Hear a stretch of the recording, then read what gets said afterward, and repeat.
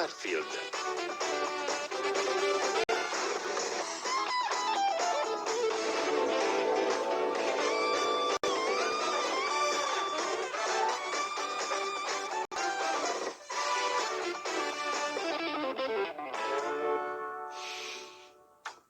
O lume de brânză.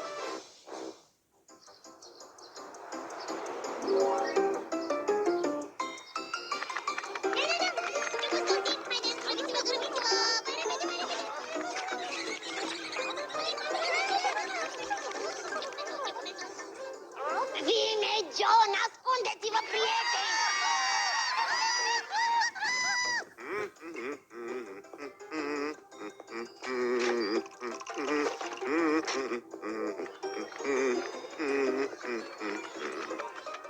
Te pricep să ții de 6 amice.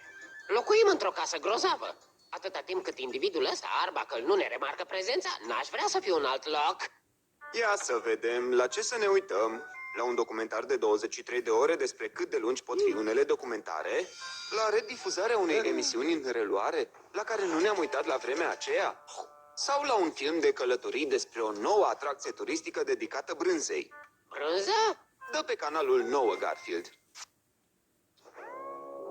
Hă? Bine ați venit la grozavea mea nouă emisiune! Așa este, sunt eu, Eddie Gourmand.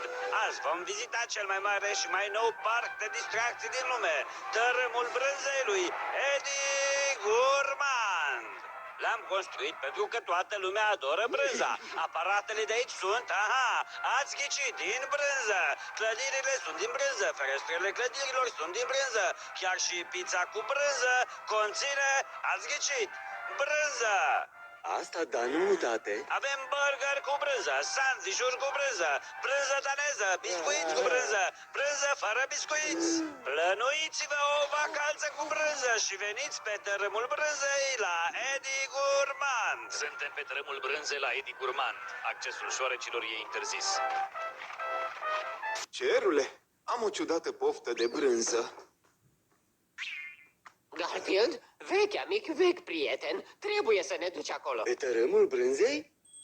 L-ai auzit? Accesul vostru e interzis? De asta trebuie să ne duci acolo. Ești destul de isteț să ne duci acolo. Oh, nici vorbă. Dacă vrei să intri, găsește o cale. N-am de gând să vă ajut să vă furișați pe Tărâmul Brânzei. Garfield!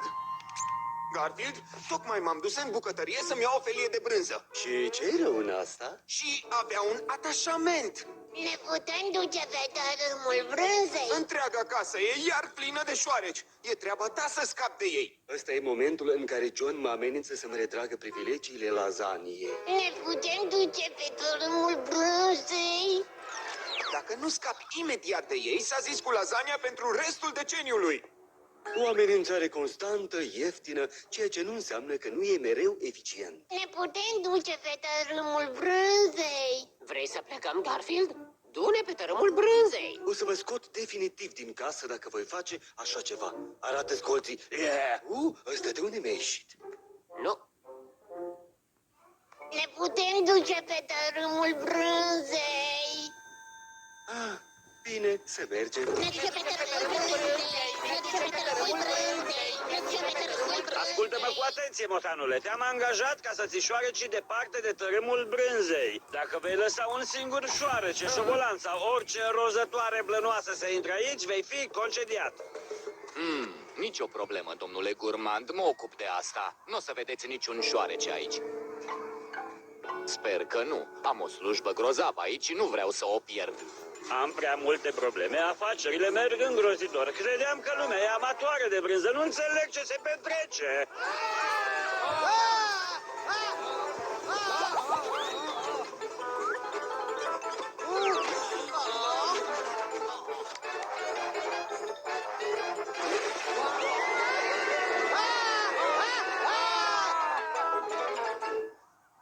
Wow! Salut, Garfield! Oh, salut! Tu erai Harry. Nu credeam că o să te întâlnesc aici. Nu e prea cald pentru un pardesiu? Nu. Mi-e suficient de răcoare. O dovadă că-s grozav. Sunt 31 de grade. Oh, e chiar atât de frig? Cerule, trebuia să-mi iau și un fular. Pe curând, Harry. Ah? Hei, Garfield, din întâmplare, n-ai șoareci sub partesiu, nu? Șoareci? Ah, de ce aș avea șoareci sub pardesiu? Ești tare nostim. Nu există șoareci sub pardesiu. Dacă îți pleacă, Humphrey. Oh.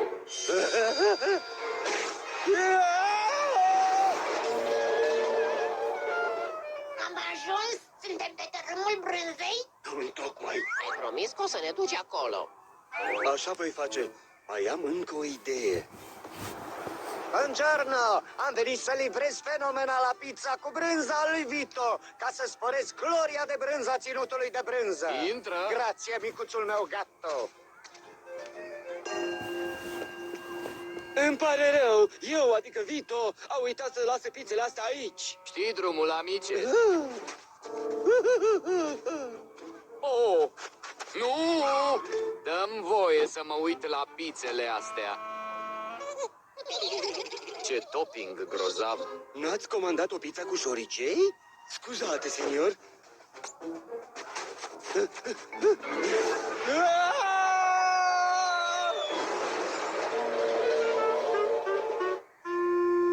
Garfield, ne-ai promis. Știu. Ești sigur de asta, Garfield? Nu, dar suntem deja cocoțați aici. Cred că vom reuși. Oh, cerule! Nu cred că vom reuși. Nu cred că vom reuși.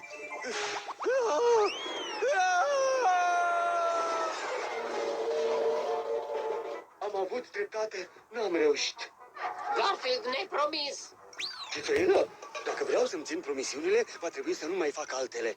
Ne putem duce pe tărâmul brânzei. Ne ducem pe tărâmul brânzei. Ne ducem pe tărâmul brânzei. Ne ducem pe tărâmul brânzei. Se pare că m-am descurcat de minune să țin șoarecii departe. Harry, fii atent! Șoarece încearcă să intre în parc! Oh, stați! Oh,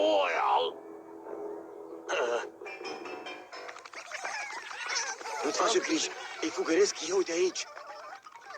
Mersi, Garfield, tocmai m-ai scutit de...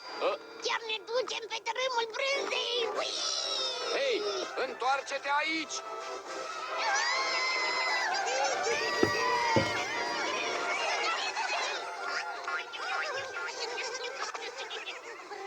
Asta este visul meu de o viață.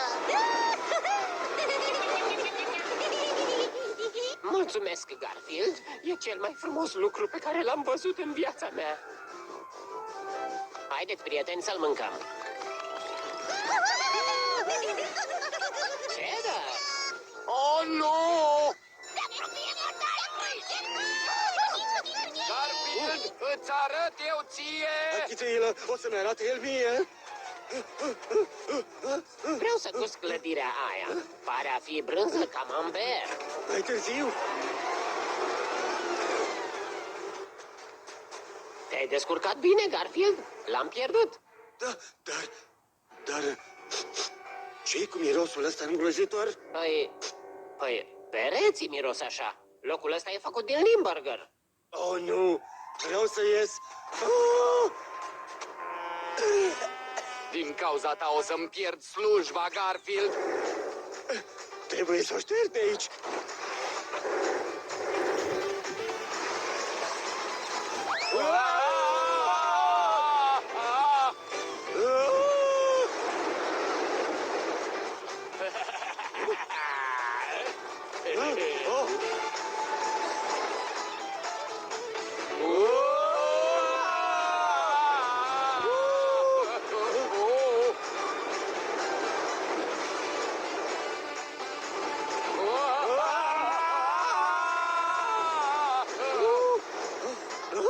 Mașina asta se dezintegrează! La ce te așteptai? Toate lucrurile de aici sunt din brânză!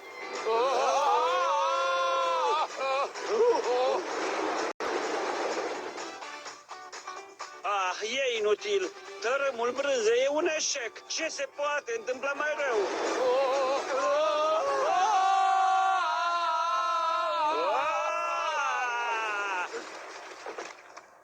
Sunt ruinat, sunt ruinat, sunt ruinat! Vă spun eu, locul ăsta a fost o greșeală. Nimeni nu vrea să vină aici cu excepția șoarecilor care sunt lefteri sau au prea puțin bani. Prea multă lume e intolerantă la lactoză în zilele astea. Scuzați-mă, sunteți Edi Gurmand, proprietarul tărâmului de brânză? Da, de ce? Reprezint o companie care construiește mall-uri în zonele care gem deja de așa ceva. Am vrea să cumpărăm și terenul ăsta pentru un mall. Oh, vreți să cumpărați pământul meu? Exact. Vă vom plăti mai mult decât ați dat pe construirea tărâmului de brânză. Batem palma! Cu condiția să demolați clădirile astea de brânză de pe teren. Mă întorc mai târziu cu contractul. Sunt salvat!